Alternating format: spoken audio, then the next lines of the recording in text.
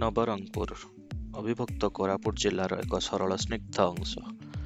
ଶୀତ ସକାଳର ହାଲକା କୁହୁଡ଼ି, ଲାଲ ମାଟିର ସୁଗନ୍ଧ, ଏମିତି ଏକ ଅନୁଭୂତି ଖୋଜି ଏଥର ବୁଲାବୁଲିରେ ମୁଁ ଏପଟକୁ ଆସିଥିଲି।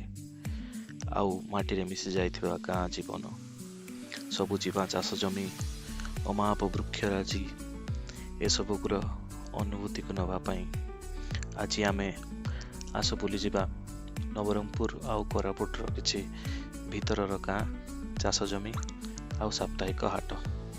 ସେଇଟା ଯୋଉ ତୋଳୁଛନ୍ତି କ'ଣ ସେଗୁଡ଼ା? ସୋରିଷ, ମଟର।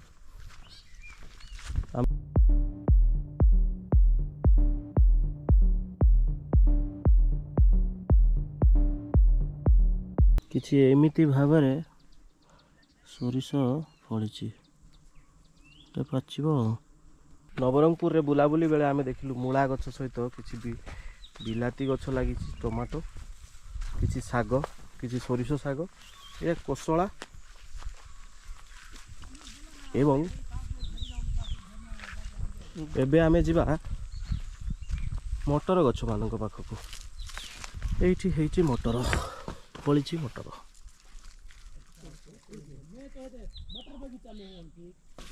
এইটা ହେଇଛି ଭଲ ଭଲ ଫଳିଛି ମଟରଟା।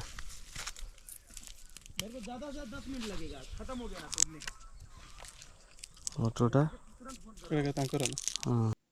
ଚାଷ ଜମିରେ ଏତେ ସୁନ୍ଦର ପନିପରିବା ଦେଖି ଆମେ ତା ଦେହରୁ କିଛି ଉଚିତ ମୂଲ୍ୟ ଦେଇକି କିଣିଲୁ। ଆଉ ଆମର ସେ ଭାଇନାଙ୍କୁ ଯିଏ ସେଠି ବିକ୍ରି କରୁଥିଲେ ତାଙ୍କୁ ପଇସା ଦେଇକି ଆମେ ଦେଓମାଳି ଅଭିମୁଖେ ଆଗେଇଲୁ। ଆଉ ବାଟରେ ସେମିଳିଗୁଡ଼ା ହାଟ ପାଖରେ ରହିଲୁ। ଦେଓମାଳିର ଡିଟେଲ ଭିଡ଼ିଓ ଆମର ପରବର୍ତ୍ତୀ ଭିଡ଼ିଓରେ ଆସିବ, ଏଇଥିରେ ନୁହଁ।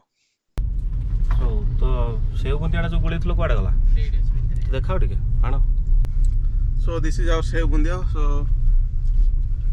गाइस ରୁ ଷ୍ଟାର୍ଟ କରୁ। so guys, ये मैं हूँ।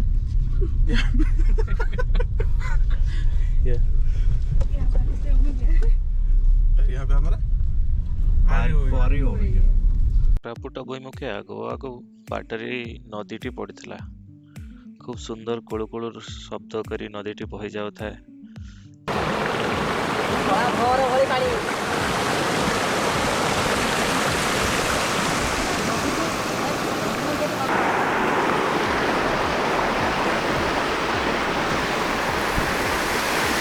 କ'ଣ ସବୁ ବିକ୍ରି କରୁଛନ୍ତି? ଅଦା, ଗାଜର, ହଳଦୀ,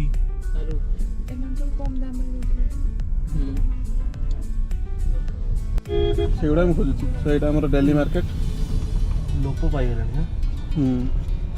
କୋରାପୁଟ ଷ୍ଟେସନରୁ ଓହ୍ଲେଇ ପଡ଼ିବୁ, ସେଭଳିଆ ଲୋକ ବସିକି କ'ଣ ଗୋଟେ ବିକ୍ରି କରୁଥିଲେ, ସ୍ତ୍ରୀ ଲୋକ। ଏ କୁକୁଡ଼ା କୁକୁଡ଼ା କୁକୁଡ଼ା ଦେଶୀ କୁକୁଡ଼ା କେତେ ଲାଗୁଛି ବିକ୍ରି କରୁଛି? ସେଇଠି ଗୋଟେ ଧରୁଛି। ଚୁଲି ସବୁ ଆମର ଅଛି। ଲୋକଟି ବାଟ କଭର ଦବା, ଛୋଟ ଛୋଟ ଫୁଲକୋବି ସହିତ ବାଇଗଣ। ଏଇଠି ବସୁଛନ୍ତି ବେ, ସେ କୋରାପୁଟ ସେ ଯୋଉ ନାକରେ ଗୋଳେଇଛି ତିନିଟା ରିଙ୍ଗ ଲଗେଇଛି ତିନିଟା। ଏତେ ଦାମ ହଉଛି? ଏଇଟା ହାଟଟା ନା, ସେଠି ସେଠି ସେଠି ମାଟି ଫାଟି କରିଦେଇଛୁ ଆଗରୁ କରିଦେ ଟିକେ। ନାଇଁ, ତାଙ୍କ ଘର ସାଇଡରେ ବନା ହଉଛି। ମୋତେ ଆରଥର ପୂଜା ଦେଖେଇ ଦେଇଥିଲା। ହଏ ସେ ହଏ ଏଇ ଏଇ ସେ ମାଉସୀ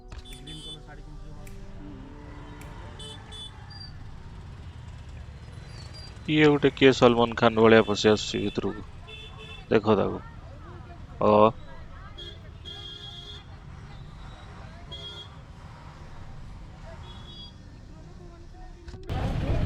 କ'ଣ କହୁଛି ମାଉସୀ? ହଁ, ହଳଦୀ କେତେ କାଚିଟା? 40 ଟଙ୍କା।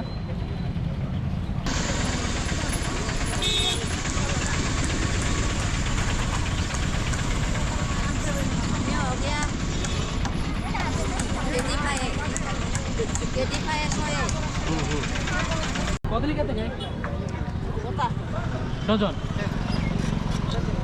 କ'ଣ କହିଲା? 14 ହାଟ ଫାଟ ସବୁ ବୁଲାବୁଲି ସରିଲା ପରେ ଆମକୁ ଲାଗିଥିଲା ପ୍ରବଳ ଭୋକ। ନିକଟସ୍ଥ ଗୋଟେ ହୋଟେଲକୁ ଯାଇକି ଆମେ ଖାଇବା ଆରମ୍ଭ କରିଦେଲୁ, ସବୁ ପ୍ରକାର ଭେରାଇଟିରେ।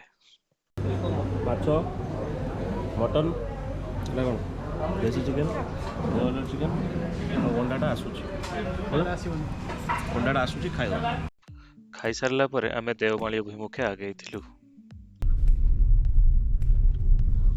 ସେଇଭଳିଆ ଲୋକ ହିଁ ମୁଁ ଖୋଜୁଥିଲି। ଏଇଟା ମୁଣ୍ଡ ଧରି ଚାଲୁଥିବେ ଟିପିକାଲ ଆଦିବାସୀ।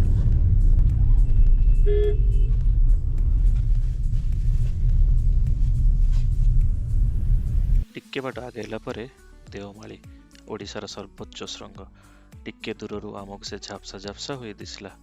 କୁହୁଡ଼ିର ଆଡ଼ରୁ ମନେ ହେଉଥିଲା ଯେମିତି କିଛି କହିବାକୁ ଚାହୁଁଛି। ଉତ୍ସାହିତ ହୋଇ ଆମେ ତାର ସୌନ୍ଦର୍ଯ୍ୟକୁ ଆଖିରେ ବାନ୍ଧି ରଖିଲୁ। ଆମର ଗାଡ଼ି ଧୀରେ ଧୀରେ ଆଗେଇବାକୁ ଲାଗିଲା ଏବଂ ସେହି ଧୀର ଯାତ୍ରାରେ ଆମେ ଦେଓମାଳିର ଫାଟକ ପାଖରେ ପହଞ୍ଚିଗଲୁ। ଆଜି ପାଇଁ ଏତିକି। ଦେଓମାଳିର ସମ୍ପୂର୍ଣ୍ଣ ଭିଡ଼ିଓ ଆଉ ଏକ ଅଧ୍ୟାୟରେ। ବିଦାୟ।